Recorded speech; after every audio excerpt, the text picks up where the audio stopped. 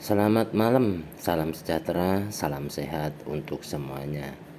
Nah, sedikit berbagi tip yang mana cara mempelajari setup ataupun masa berlaku.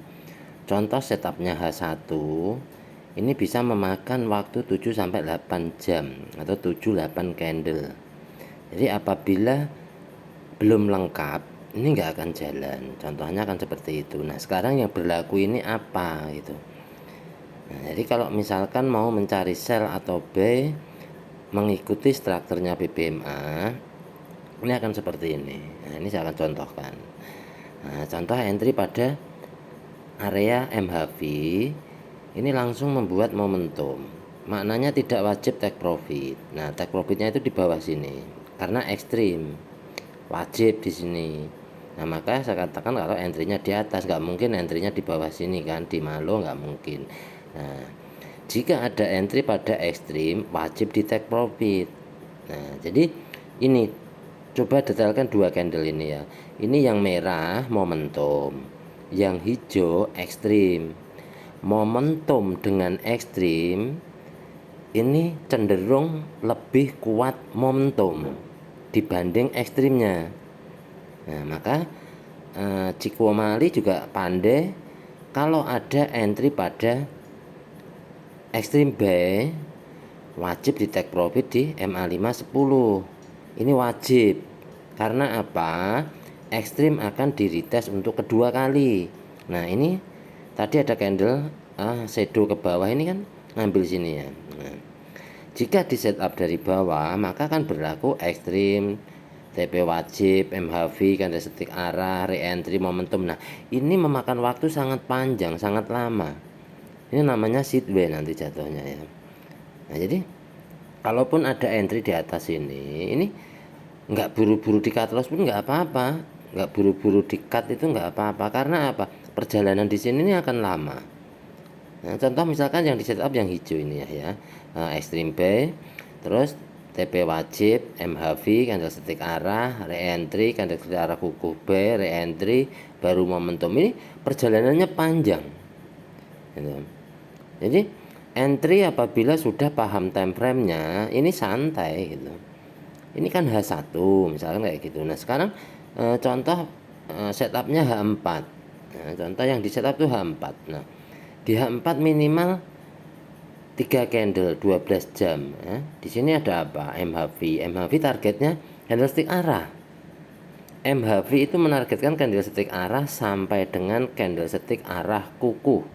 Jadi ini target penurunan itu berusaha breakout ini MA5 10 sampai mid BB ini penurunannya itu. Ini target jadinya itu ya. Nah, selanjutnya maka yang wajib didetailkan adalah tren. Nah, tren dalam kenaikan, daily kenaikan, H1 kenaikan. Nah, terus dilihat setupnya gitu. Nah, memungkinkan nggak H1 untuk mampu membuat candlestick arah, re-entry, candlestick arah kuku. Nah, kan seperti itu ya pola strukturnya BBMA.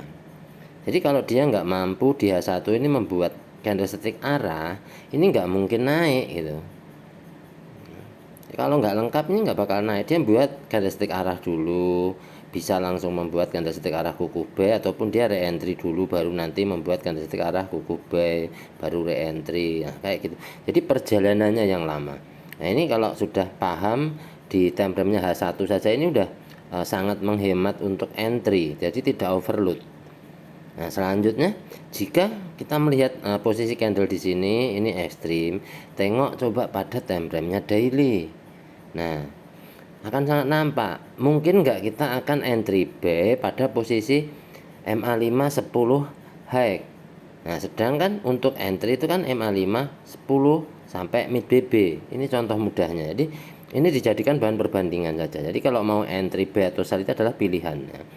Nah, cuman kalau saya mempertimbangkan di sini ya, ini entry buy pada MA5 10 high ini saya nggak berani. Nah, maka saya mencari setupnya ada di H4, memperkecil time frame gitu ya. Nah, selanjutnya apa yang berlaku di H1.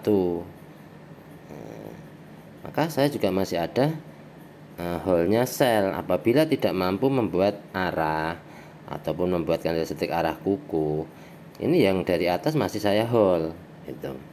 Apabila mampu membuat candlestick arah ataupun arah kuku, nanti saat re-entry yang dari atas tutup itu.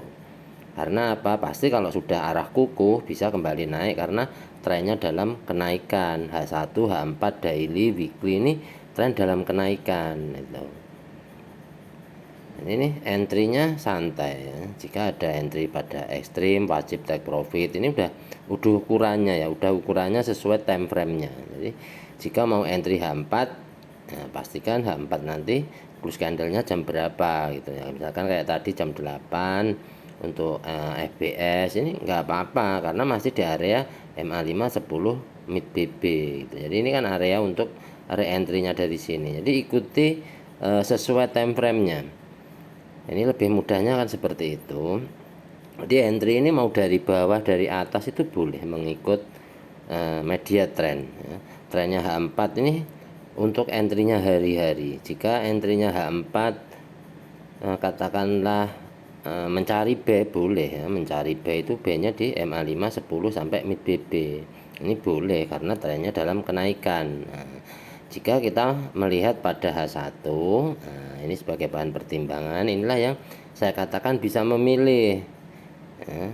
Jika nggak mampu dilewati berarti masih berlaku untuk penurunan. Nah maka kalau ada entry di tengah posisi tengah-tengah kayak gini wajib menentukan akan cut loss di mana. Misalkan baru entry ya, tidak ada hold. Kalau saya kan masih ada hold dari atas, jadi saya juga konsisten. Jika dia naik membuat candlestick arah, begitu retest saya akan cut loss gitu. Jadi nanti yang profit di atas ini nggak hilang. Nah, ini contohnya konsisten dengan metode gitu. Jadi yang perlu diperhatikan ada di sini ya, momentum dengan ekstrim itu lebih kuat momentumnya. Jadi yang di setup adalah momentumnya. Ada momentum sell maka harus ada re-entry. Contohnya ini dihitungnya take profit, ini MHV ini boleh. Nah, akan tetapi kita belum bisa entry karena belum ada petunjuk arah akan ke atas seperti itu. Apabila sudah ada petunjuk arah akan ke atas, boleh nanti saat turun mencari entry-nya buy. Nah kurang lebihnya itu cara mempelajari di setiap time frame-nya itu seperti itu. Jadi entry-nya akan sangat berhati-hati.